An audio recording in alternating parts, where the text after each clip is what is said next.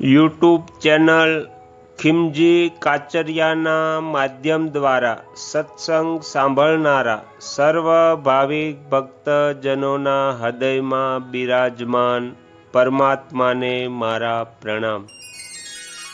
આજના વિડીયોમાં આપણે સાંભળવાનું છે નારદ પુરાણ।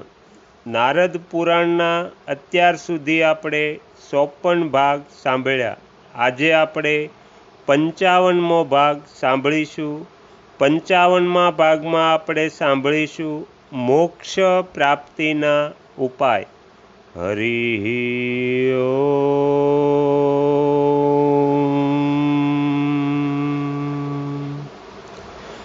નારદજી પૂછે છે, હે ભગવાન, કર્મથી દેહ મળે છે। દેહધારી જીવ કામનાથી બંધાય છે। કામથી તે લોભને વશીભૂત થાય છે અને લોભથી ક્રોધને આધીન થઈ જાય છે। ક્રોધથી ધર્મનો નાશ થાય છે। ધર્મના નાશથી બુદ્ધિ બગડી જાય છે અને જેની બુદ્ધિ નષ્ટ થઈ જાય છે તે મનુષ્ય ફરી પાપ કરે છે।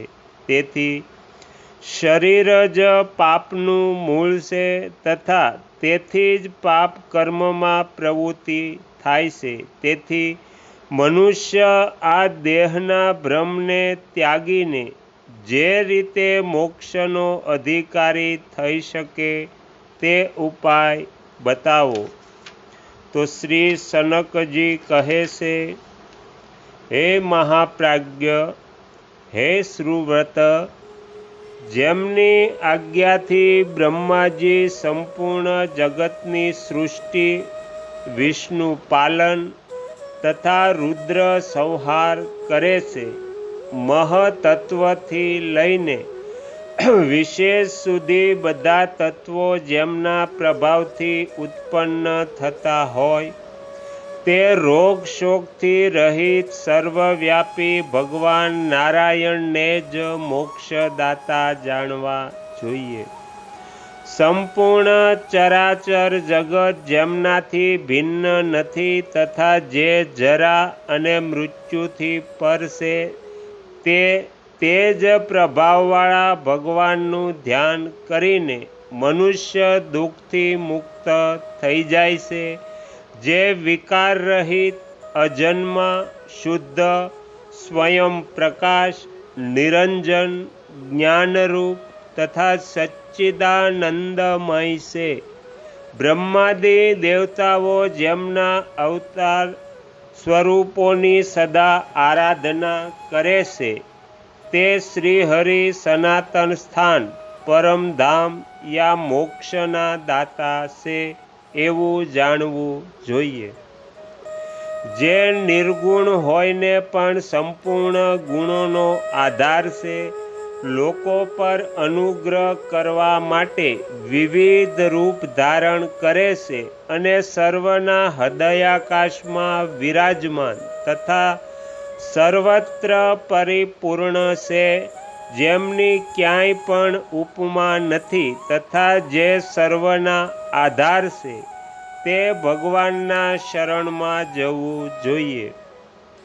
જે કલ્પના અંતમાં સર્વને પોતાની અંદર સમેટીને સ્વયં જળમાં શયન કરે છે, વેદાર્થના જ્ઞાતા તથા કર્મકાંડના વિદ્વાન નાના પ્રકારના યજ્ઞો દ્વારા જેમનું યજન કરે છે તે જ ભગવાન કર્મફળના દાતા છે અને નિષ્કામ ભાવે કર્મ કરનારાઓને તેઓ જ મોક્ષ આપે છે।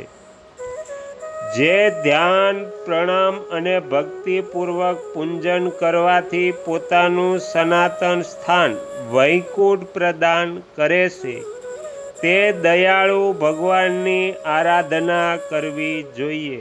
હે મુનીશ્વર, જેમના ચરણારવિંદોની પૂજા કરીને દેહાભિમાની જીવ પણ શીઘ્ર જ અમૃત તત્વ એટલે મોક્ષને પ્રાપ્ત કરી લે છે તેમને જ જ્ઞાનીજન પુરુષોત્તમ માને છે।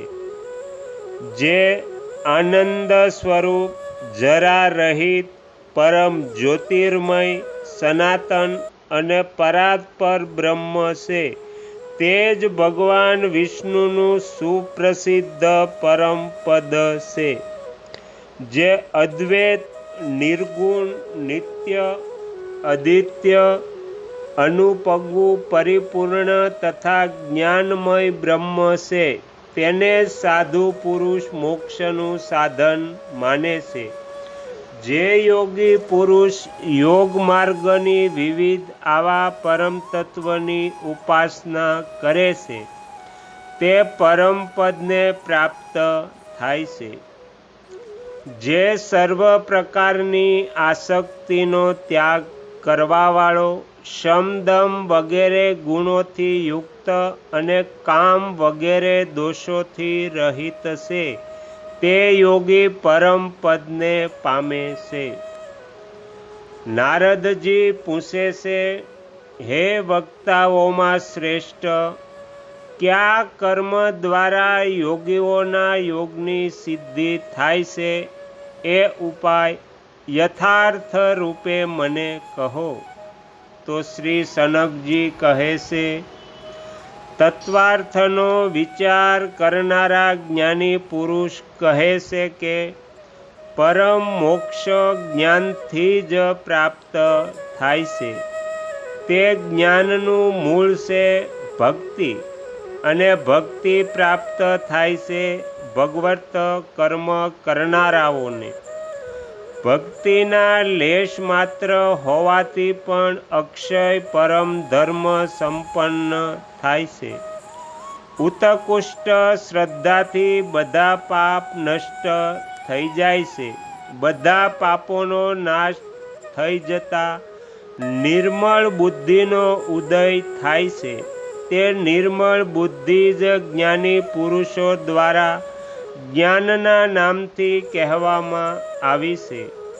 જ્ઞાનને મોક્ષપદ કહ્યું છે, તેવું જ્ઞાન યોગીઓને હોય છે. કર્મયોગ અને જ્ઞાનયોગ, આમ બે પ્રકારના યોગ કહ્યા છે. કર્મયોગ વિના મનુષ્યનો જ્ઞાનયોગ સિદ્ધ થતો નથી. તેથી ક્રિયા એટલે કર્મયોગમાં તત્પર થઈને શ્રદ્ધાપૂર્વક ભગવાન શ્રી હરિની પૂજા કરવી જોઈએ. બ્રાહ્મણ, ભૂમિ, અગ્નિ, સૂર્ય, જળ, ધાતુ, હૃદય તથા ચિત્ર નામવાળી આ ભગવાન કેશવની 8 પ્રતિમાઓ છે. એમાં ભક્તિપૂર્વક ભગવાનનું પૂજન કરવું જોઈએ.